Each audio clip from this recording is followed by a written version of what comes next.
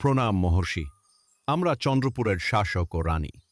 সবকিছু পেয়েও আজ আমরা এক বড় অভাব নিয়ে আপনার শরণাপন্ন হয়েছি। এই ফলটি গ্রহণ করো। আজ রাত্রে এটি খেয়ে নিও। এর আশীর্বাদে তোমাদের ঘরে যে সন্তান আসবে সে সাধারণ কেউ হবে না।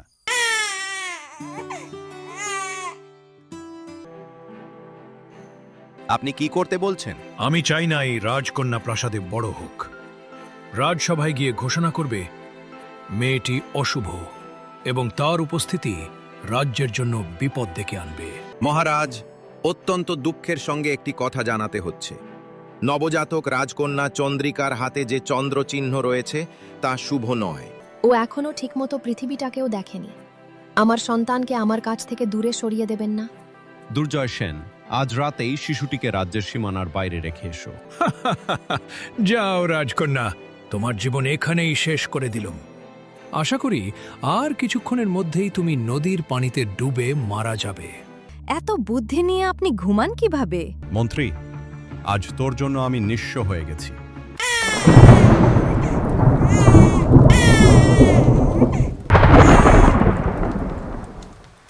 ভয় পাস না মা, তুই এখন নিরাপদে আছিস।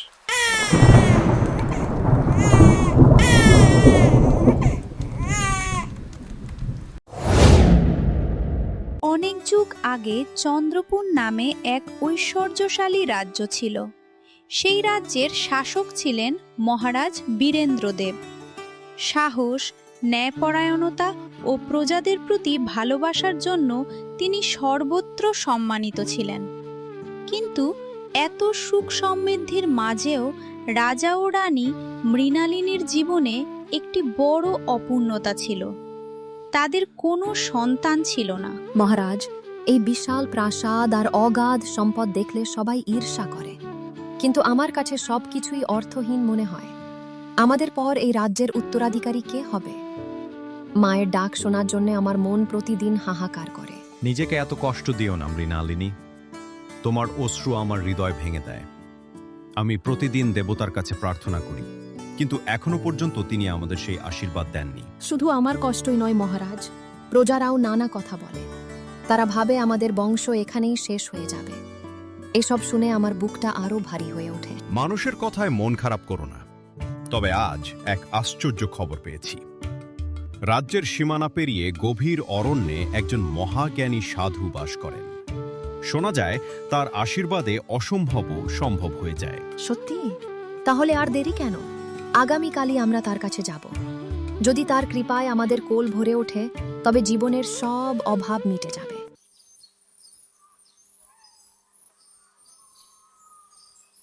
পরদিন সূর্য ওঠার আগেই রাজা ও রানী যাত্রা শুরু করলেন।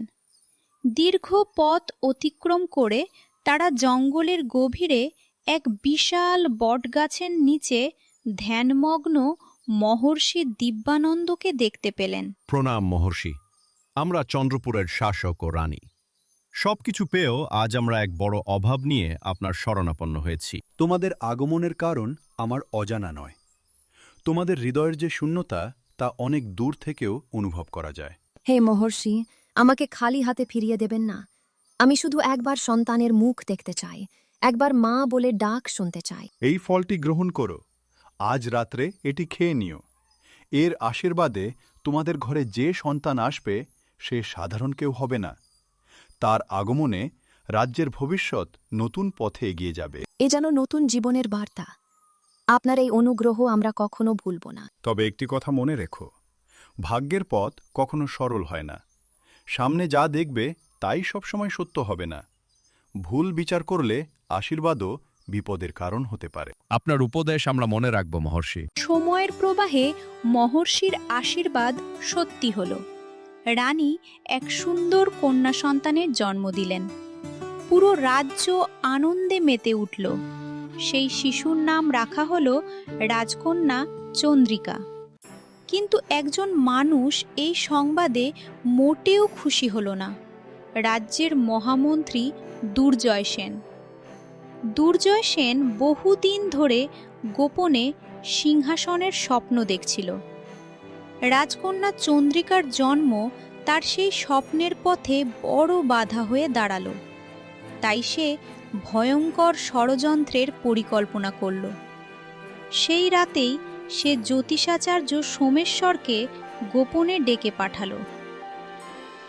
তুমি জানো, মহারাজ তোমার কথাকে অক্ষরে অক্ষরে বিশ্বাস করেন। যদি আমার নির্দেশ মতো কাজ করো, ভবিষ্যতে তোমার ভাগ্য বদলে যাবে। আপনি কি করতে বলছেন? আমি চাই না এই রাজকন্যা প্রাসাদে বড় হোক। রাজসভায় গিয়ে ঘোষণা করবে মেয়েটি অশুভ এবং তার উপস্থিতি রাজ্যের জন্য বিপদ ডেকে আনবে। এ কেমন কথা? শিশুটির হাতে যে চাঁদের মতো চিহ্ন রয়েছে তা তো শুভ লক্ষণের প্রতীক। আমি মিথ্যা বলবো কিভাবে? সেই চিহ্নকেই অমঙ্গলের প্রতীক বলে প্রচার করবে। বলবে তাকে রাজ্যে রাখলে ভয়াবহ বিপর্যয় নেমে আসবে। এ অন্যায়। এমন মিথ্যা বলে আমি পাপের ভাগীদার হতে চাই না। যদি আমার কথা না মানো, তাহলে আগামী সূর্যোদয় তুমি দেখতে পাবে না। নিজের প্রাণ বাঁচাতে চাইলে আমার নির্দেশ পালন করো।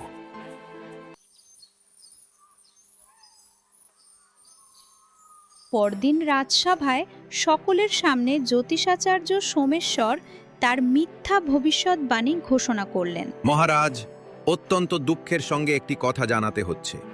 নবজাতক রাজকন্যা চন্দ্রিকার হাতে যে চন্দ্র চিহ্ন রয়েছে তা শুভ নয়। এই শিশুকে রাজ্যের ভেতরে রাখা হলে চন্দ্রপুর ভয়াবহ বিপর্যয়ের মুখোমুখি হবে। এ কেমন কথা? আমার নিজের সন্তান কিভাবে আমার রাজ্যের ক্ষতির কারণ হতে পারে? আমি এ কথা বিশ্বাস করতে পারছি না। মহারাজ, জ্যোতিষাচার্য কখনো অকারণে এমন কথা বলেন না। একজন পিতা হিসেবে নয়, একজন রাজা হিসেবে সিদ্ধান্ত নিন। হাজারো প্রজার নিরাপত্তা কি একজন শিশুর চেয়ে কম গুরুত্বপূর্ণ? না, আমার সন্তানকে কেউ কোথাও নিয়ে যেতে পারবে না। এত কষ্টে পাওয়া আমার মেয়েকে আমি হারাতে পারবো না। রাজ্যের মঙ্গলের কথা ভাবুন মহারাজ। যদি ভবিষ্যৎবাণী সত্যি হয়, তবে পুরো রাজ্য বিপদে পড়বে। আমার হৃদয় একজন পিতার মতো কাঁদছে, কিন্তু আমার দায়িত্ব একজন রাজার। যদি সত্যিই রাজ্যের নিরাপত্তার জন্য প্রয়োজন হয়, তবে কঠিন সিদ্ধান্ত আমাকে নিতেই হবে। দুর্জয় সেন, আজ রাতেই শিশুটিকে রাজ্যের সীমানার বাইরে রেখে এসো। না মহারাজ, ও এখনো ঠিকমতো পৃথিবীটাকেও দেখেনি। আমার সন্তানকে আমার কাছ থেকে দূরে সরিয়ে দেবেন না। হে ঈশ্বর, এই অন্যায়ের বিচার তুমি করো। রানীর কান্নায় প্রাসাদের বাতাস ভারী হয়ে উঠল, কিন্তু নিয়তির চাকা তখন অন্য এক পথের দিকে ঘুরতে শুরু করেছে। সেই গভীর রাতে মহামন্ত্রী দুর্জয় সেন রাজকন্যা চন্দ্রিকাকে নিয়ে নদীর ধারে চলে যায়। চারদিকে ঘন অন্ধকার, নদীর স্রোত বয়ে চলেছে আপন গতিতে। যাও রাজকন্যা, তোমার জীবন এখানেই শেষ করে দিলাম। আশা করি আর কিছুক্ষণের মধ্যেই তুমি নদীর পানিতে ডুবে মারা যাবে। এই বলে দুর্জয় সেনও রাজকন্যাকে নদীর পানিতে ভাসিয়ে দেয়। তারপর অট্ট হাসি দিতে দিতে সেখান থেকে চলে যায়।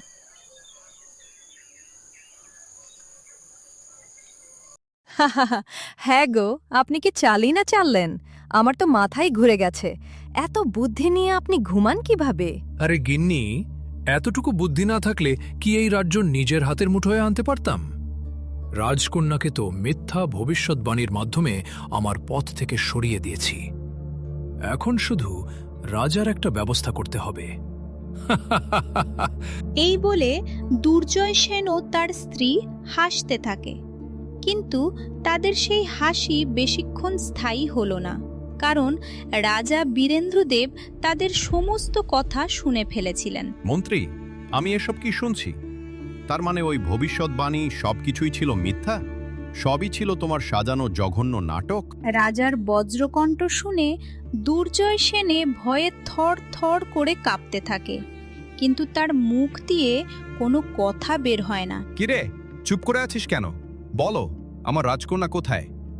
আমার রাজকন্যাকে এখনই রাজপ্রাসাদে ফিরিয়ে আন। আগে মহারাজ, সেটা আর সম্ভব হবে না। কেন সম্ভব হবে না? আমার রাজকন্যা কোথায়? তুই আমার রাজকন্যার কি করেছিস? মহারাজ, আমি তো রাজকন্যাকে নদীর পানিতে ভাসিয়ে দিয়েছি। আর এতক্ষণে তো মনে হয় না না, এটা হতে পারে না। আমার মেয়েটা কি তাহলে? হায় ঈশ্বর! মৃণালিনী, কেঁদো না। দয়া করে নিজেকে সামলাও। আপনি কেন এমন করলেন? কেন এই মিথ্যাবাদী বিশ্বাসঘাতকদের কথা শুনে নিজের সন্তানকে মৃত্যুর মুখে ঠেলে দিলেন? কেন করলেন এমন? মন্ত্রী, আজ তোর জন্য আমি নিঃস্ব হয়ে গেছি। তোকে এর কঠিন শাস্তি পেতেই হবে। সেনাপতি, ওদের এখনই আমার চোখের সামনে থেকে নিয়ে যাও। আমি দুর্জয় সেন ও তার স্ত্রীর মৃত্যুদণ্ড ঘোষণা করছি।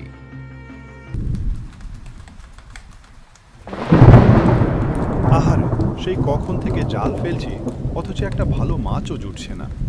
তার উপর এই ঝড়ের দাপটও ক্রমেই বেড়ে চলেছে। মনে হচ্ছে এদিকে আর লাভ হবে না, বরং নদীর ওপর চেষ্টা করলে হয়তো কিছু মাছ পাওয়া যেতে পারে। এমন সময় হরিদাসের চোখ হঠাৎ নদীর স্রোতের দিকে আটকে গেল। দূরে পানির উপর কিছু একটা ভেসে আসছে। ওটা আবার কি? মনে হচ্ছে একটা ঝুড়ির মতো কিছু ভেসে আসছে। এই দুর্যোগের রাতে নদীতে ঝুড়ি এলো কোথা থেকে? হে ভগবান, এই যে একটা শিশু, এত ছোট্ট একটা বাচ্চা নদীর স্রোতে ভেসে আসছে। কে এমন নিষ্ঠুর কাজ করতে পারে? এক মুহূর্ত দেরি না করে হরিদাস শিশুটিকে কোলে তুলে নিল। ভয় পাস না মা, তুই এখন নিরাপদে আছিস, আর এক মুহূর্ত তোকে এই নদীর মাঝে থাকতে দেব না। চল, তোকে বাড়ি নিয়ে যাই। শিশুটিকে বুকের সঙ্গে জড়িয়ে হরিদাস দ্রুত নিজের বাড়ির দিকে রওনা দিল।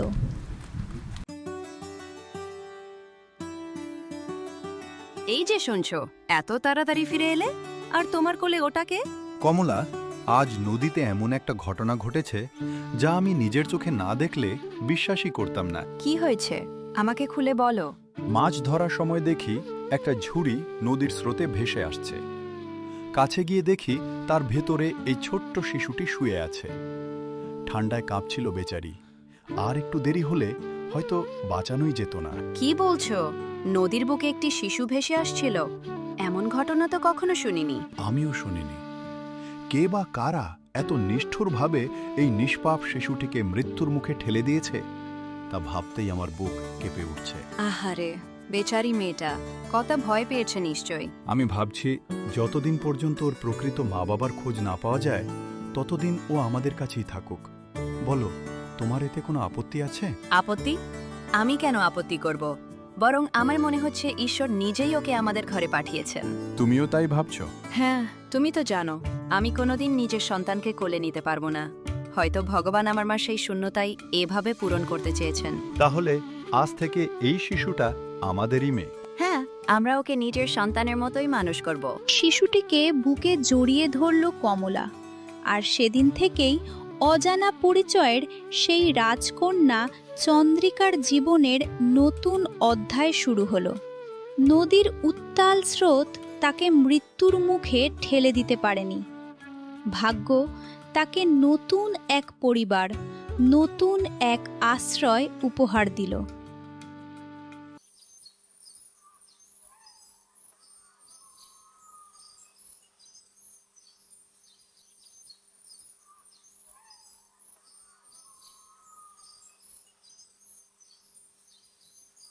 আরে, সকাল সকাল এখানে এত হট্টগোল কিসের?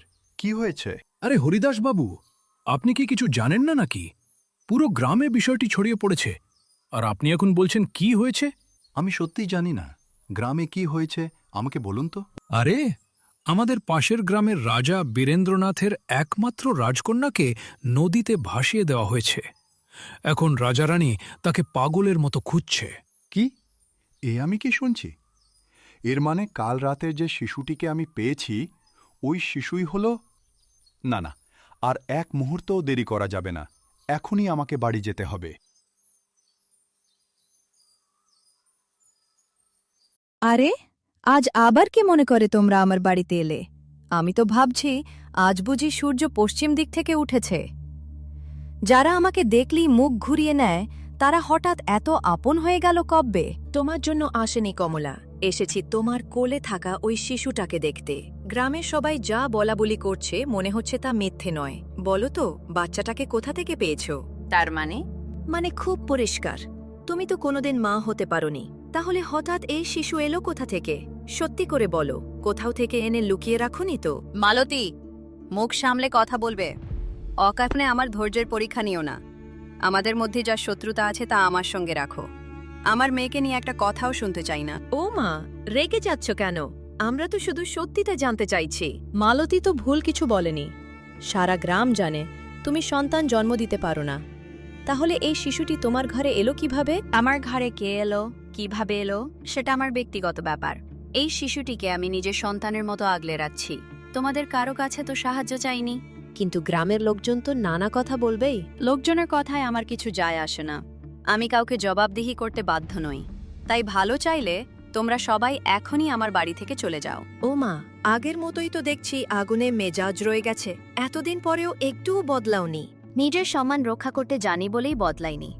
আর আমার মেয়ের বিরুদ্ধে একটা কথাও আমি সহ্য করব না। বেশ, আজ যাচ্ছি। তবে মনে রেখো, গ্রামের মানুষের চোখ এড়িয়ে কোনো রহস্য বেশিদিন লুকিয়ে রাখা যায় না। এই কথা বলে মালতী ও অন্য প্রতিবেশীরা সেখান থেকে চলে গেল। কিন্তু তাদের কথাগুলো কমলার মনে অজানা এক অস্বস্তি তৈরি করে গেল। হঠাৎ করে হরিদাস দৌড়ে বাড়িতে চলে এলো। কি হয়েছে গো? তোমাকে এমন অস্থির দেখাচ্ছে কেন? কোনো বিপদ হয়েছে নাকি? কমলা, বড় বিপদ হয়ে গেছে। আজ বাজারে গিয়ে এমন একটা কথা শুনলাম যা শুনে আমার পায়ের তলা থেকে মাটি সরে গেছে। কি কথা? আমাকে খোলাখুলি বলো। আমাদের ঘরে যে মেয়েটা আছে সে কোনো সাধারণ শিশু নয়। সে নাকি চন্দ্রপুরের হারিয়ে যাওয়া রাজকন্যা চন্দ্রিকা, মহারাজ বীরেন্দ্রদেবের একমাত্র কন্যা। কি বলছো তুমি? এটা কি সত্যি? হ্যাঁ, গ্রামের লোকেরা বলা বলি করছে রাজপ্রাসাদে নাকি হারিয়ে যাওয়া রাজকন্যার খোঁজ চলছে। যদি কেউ জানতে পারে যে রাজকন্যা আমাদের কাছে আছে, তাহলে আমরা বিপদে পড়ে যাব। আমার মনে হয় আমাদের ওকে রাজপ্রাসাদে ফিরিয়ে দেওয়া উচিত। না, এমন কথা মুখেও আনবে না। এতদিন পর ভগবান আমার শূন্য কোলে একটা সন্তান দিয়েছেন। এখন আমি কিভাবে তাকে ছেড়ে দিই? ও শুধু রাজকন্যা নয়, ও আমার মেয়ে, আমার বুকের ধন। আমি তোমার কষ্ট বুঝি কমলা, কিন্তু সত্যিটা তো বদলাবে না। ওর আসল জায়গা রাজপ্রাসাদে। না গো, আমি পারবো না। দিনের পর দিন আমি ওকে নিজের সন্তানের মতো মানুষ করেছি। ওর হাসি, ওর কান্না, ওর সব কিছু আমার জীবনের অংশ হয়ে গেছে। এখন ওকে দূরে পাঠাতে বলো না। কিন্তু যদি বিষয়টা সবার সামনে প্রকাশ পেয়ে যায়, তাহলে আমাদের বিরুদ্ধে অপরাধের অভিযোগ উঠতে পারে। তখন আমরা বড় বিপদে পড়ব। যা হওয়ার হবে। আমি সেই ভয় করি না।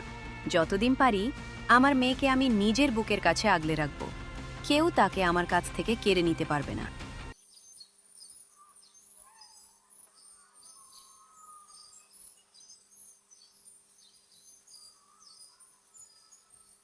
কি হলো? আমার মেয়েকে কি কোথাও খুঁজে পেয়েছেন? কোথায় কোথায় আমার মেয়ে? মৃণালিনী, শান্ত হও। তুমি এইভাবে কেঁদো না। তোমাকে এইভাবে কাঁদতে দেখলে আমার খুব কষ্ট হয়। না, আমার চোখের পানি সেদিনই শুকাবে যেদিন আমি আমার বুকের ধনকে ফিরে পাব। বলুন, আমার মেয়ের কোনো খোঁজ পেয়েছেন? না, কোনো খোঁজ পাইনি। আমি পুরো রাজ্যে ঘোষণা দিয়েছি, কিন্তু এখনও কেউ আমাদের রাজচকন্যার কোনো সন্ধান দিতে পারেনি। হায় ঈশ্বর, কোথায় আমার বুকের মানিক? কিভাবে সে আমার থেকে এত দূরে সরে গেল? আমার সোনার টুকরো মেয়েটা এখন কোথায় আছে, কেমন আছে তাও তো জানি না। সে বেঁচে আছে কিনা সেটাও জানি না। হে ঈশ্বর, আমার মেয়ে যেখানেই থাকুক তুমি তাকে রক্ষা করো। তার ওপর তোমার আশীর্বাদ রেখো। হে ঈশ্বর, আমার মেয়েকে রক্ষা করো, রক্ষা করো।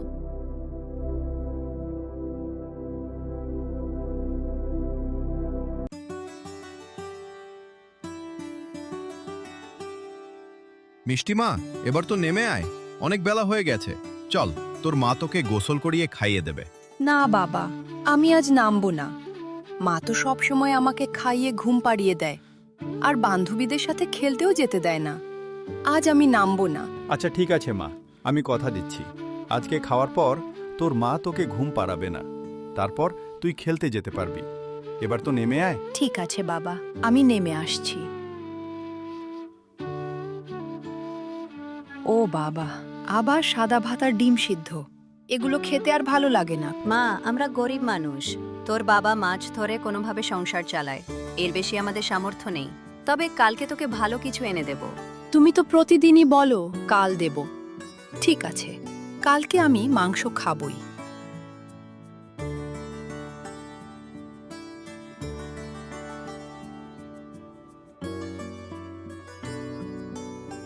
মিষ্টি মা, আমার হাতে আজ অনেক কাজ আছে। তুই একটু যা তো মা, নদী থেকে এই কলসিটা ভরে পানি নিয়ে আয়। ঠিক আছে মা, যাচ্ছি।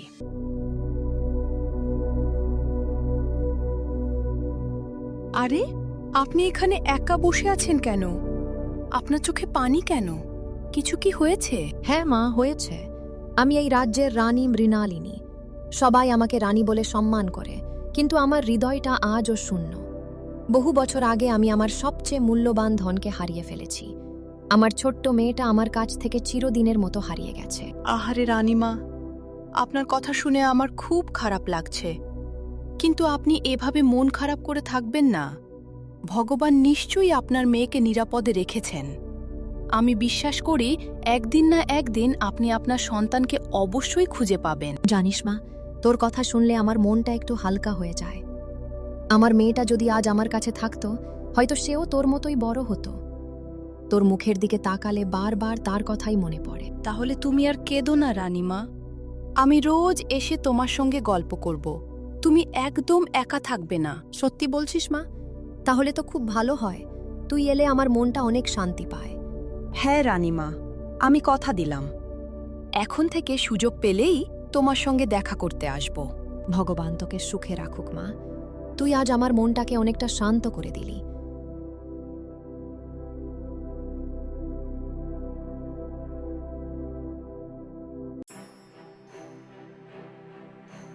মিষ্টি মা, আজকাল তোকে ঘরে খুঁজেই পাওয়া যায় না। সকাল থেকে সন্ধ্যা পর্যন্ত কোথায় থাকিস বলো তো? তোমার মেয়েটা দিন দিন বেশ চঞ্চল হয়ে উঠছে। দুপুরে ভাত খেয়েই উধাও হয়ে যায়। কোথায় যায়, কি করে, কিছুই তো বুঝি না।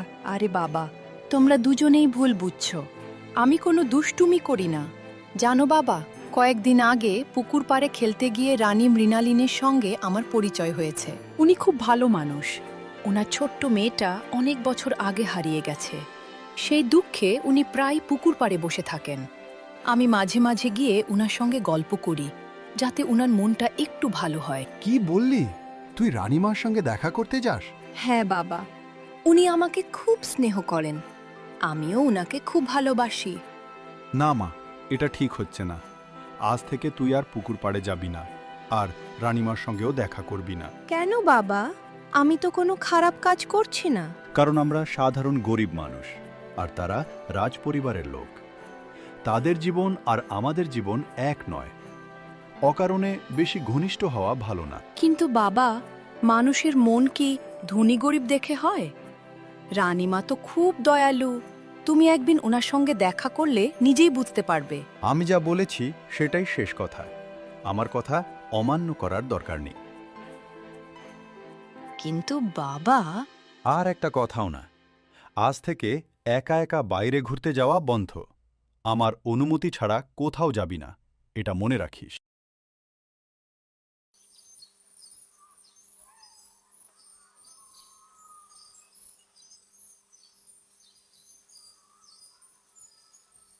মৃণালিনী, আজকাল শুনছি তুমি প্রায় প্রতিদিন সেই নদীর ধারে গিয়ে বসে থাকো, যে নদী আমাদের কাছ থেকে আমাদের সন্তানকে কেড়ে নিয়েছিল।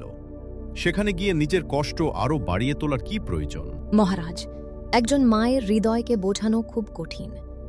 সন্তান হারানোর যন্ত্রণা সময়ের সঙ্গে কমে না, বরং আরও গভীর হয়। ওই নদীর তীরে গেলেই আমার মনে হয় আমার মেয়েটার স্মৃতি এখনও সেখানে ভেসে বেড়াচ্ছে।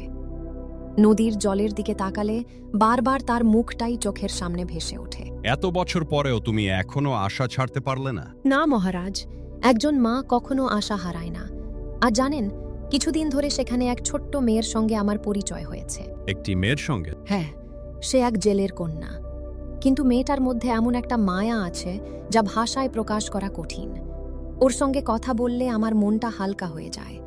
মনে হয় বহুদিনের সব কষ্ট যেন একটু হলেও দূরে সরে যায়। তাহলে মেয়েটি নিশ্চয়ই খুব বিশেষ কেউ। জানি না কেন, কিন্তু ওকে দেখলে আমার হারিয়ে যাওয়া সন্তানটার কথা মনে পড়ে। ও যখন আমাকে রানী মা বলে ডাকে, তখন মনে হয় যেন আমার নিজের মেয়েই আমাকে ডাকছে। অদ্ভুত ব্যাপার তো। তোমাকে এইভাবে কোনো শিশুর কথা বলতে আগে কখনো শুনিনি। কারণ এর আগে এমন অনুভূতি আমার কখনো হয়নি মহারাজ। তাহলে দেরি কেন? মেয়েটিকে একদিন রাজপ্রাসাদে নিয়ে এসো। আমিও দেখতে চাই সেই শিশুটিকে, যে আমার রানীর মুখে এতদিন পর হাসি ফিরিয়ে এনেছে। আপনি ঠিকই বলেছেন মহারাজ। আগামীকালই আমি ওর সঙ্গে দেখা করব এবং রাজপ্রাসাদে আসার আমন্ত্রণ জানাব।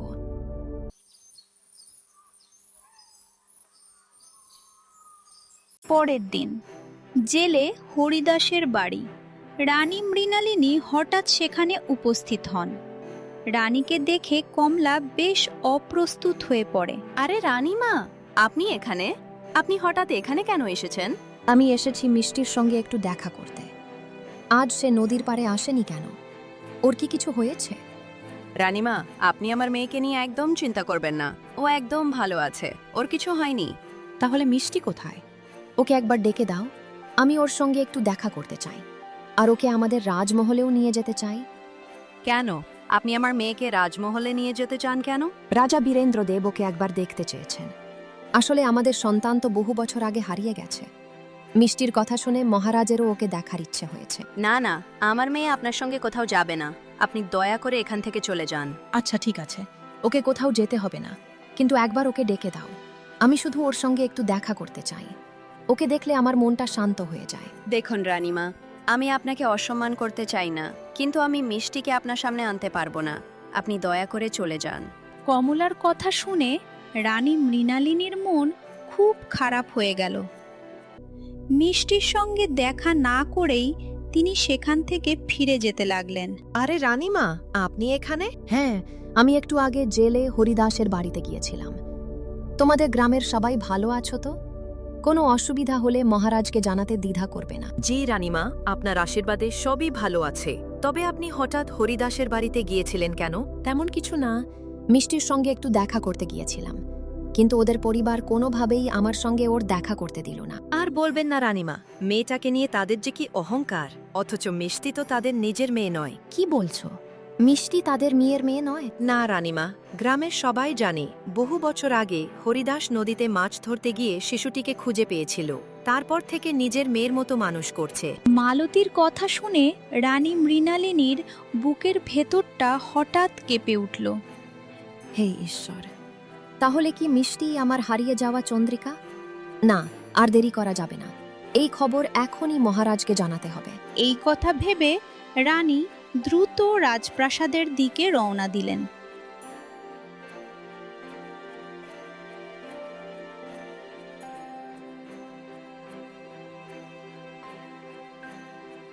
সত্য জানার পর রানী মৃণালিনী আর নিজেকে সামলাতে পারলেন না। বছরের পর বছর বুকের ভেতর জমে থাকা কষ্ট যেন একসাথে বেরিয়ে এলো। অন্যদিকে মহারাজও আর অপেক্ষা করলেন না। তার নির্দেশে সৈন্যরা হরিদাস, কমলা এবং মিষ্টিকে রাজদরবারে নিয়ে এলো। মা, আমার সোনা মেয়ে, এতদিন পর অবশেষে তোকে দেখতে পেলাম। তুই মিষ্টি নামে বড় হয়েছিস ঠিকই, কিন্তু তুই আসলে আমার হারিয়ে যাওয়া কন্যা চন্দ্রিকা। কি বলছেন আপনি? আমি কিছুই বুঝতে পারছি না। 7 বছর ধরে আমি তোকে খুঁজে ফিরেছি মা। প্রতিটি দিন, প্রতিটি রাত শুধু তোর অপেক্ষায় কাটিয়েছি। আজ আমার বুক বলছে তুই আমার সেই হারিয়ে যাওয়া সন্তান। চন্দ্রিকা, সত্যিটা শোন। যাদের সঙ্গে তুই এতদিন ছিলি তারা তোর জন্মদাতা মা বাবা নয়। তারা তোকে নদী থেকে পেয়েছিল এবং নিজেদের কাছে রেখে মানুষ করেছে। না, এটা সত্যি হতে পারে না। তোমরা যা বলছো আমি কিছুই বিশ্বাস করি না। আমার মা কমলা, আমার বাবা হরিদাস, তাদের কোলে পিঠে করেই আমি বড় হয়েছি। তারা আমাকে ভালোবেসে মানুষ করেছে। আমি জানি মা, ওরা তোকে অনেক ভালোবাসে, কিন্তু তোর জন্মের সত্যিটাও অস্বীকার করা যায় না। আমি কাউকে ছেড়ে কোথাও যাব না। আমি আমার বাবা মাকে ছেড়ে থাকতে পারবো না। না মা, মহারাজা রানীমা মিথ্যে বলছেন না। মা, তুমি এমন কথা বলছো কেন? কারণ এটাই সত্যি। তুই আমাদের ঘরের আলো, আমাদের প্রাণের চেয়েও প্রিয়। কিন্তু আমরা তোর আসল মা বাবা নই। আমরা তোকে নদীর স্রোত থেকে পেয়েছিলাম। না না, এটা হতে পারে না। ক্ষমা করে দিস মা, আমরা তোকে হারাতে চাইনি। তোকে কাছে পেয়ে এতটাই ভালোবেসে ফেলেছিলাম যে সত্যিটা কাউকে বলতে পারিনি। প্রতিদিন ভয় পেতাম যদি একদিন তোকে আমাদের কাছ থেকে কেড়ে নেওয়া হয়, কিন্তু আজ আর সত্য লুকিয়ে রাখার উপায় নেই। তাহলে তোমরা এতদিন আমার কাছ থেকে সব লুকিয়ে রেখেছিলে? হ্যাঁ মা, আমরা ভুল করেছি, কিন্তু বিশ্বাস করো, তোকে কখনো নিজের সন্তানের চেয়ে কম ভালোবাসিনি। ভালোবাসা থাকলেও তোমরা রাজ পরিবারের কন্যাকে বছরের পর বছর আমাদের কাছ থেকে দূরে রেখেছ। এই অপরাধের বিচার হবেই। প্রহরী, কোথায় সবাই? হরিদাস ও কমলাকে আটক করো। বিচার না হওয়া পর্যন্ত তাদের কারাগারে রাখা হবে। না বাবা, ওদের নিয়ে যাবেন না। ওরা খারাপ মানুষ নয়, ওরাই আমাকে মানুষ করেছে। আপনি একবার চিন্তা করে দেখুন, ওনারা যদি সেদিন আমাকে উদ্ধার না করতেন তাহলে আমি আজ আপনাদের সামনে উপস্থিত থাকতে পারতাম না। আপনি ওনাদের ক্ষমা করে দিন, আর আমি ওনাদের ছেড়ে থাকতে পারবো না। ঠিক আছে মা, তুই যেহেতু ওদের জন্য এত অনুরোধ করছিস তবে তাই হবে। আমি ওদের ক্ষমা করে দিলাম। আজ থেকে হরিদাস ও কমলাও এই রাজপ্রাসাদেই থাকবে। তাদের আর কোনো কষ্ট করতে হবে না। রাজা রাজকুমারীর কথায় সম্মতি জানিয়ে হরিদাস ও কমলাকে রাজপ্রাসাদে আশ্রয় দিলেন। এরপর তারা সবাই মিলেমিশে সুখে শান্তিতে বসবাস করতে লাগলো।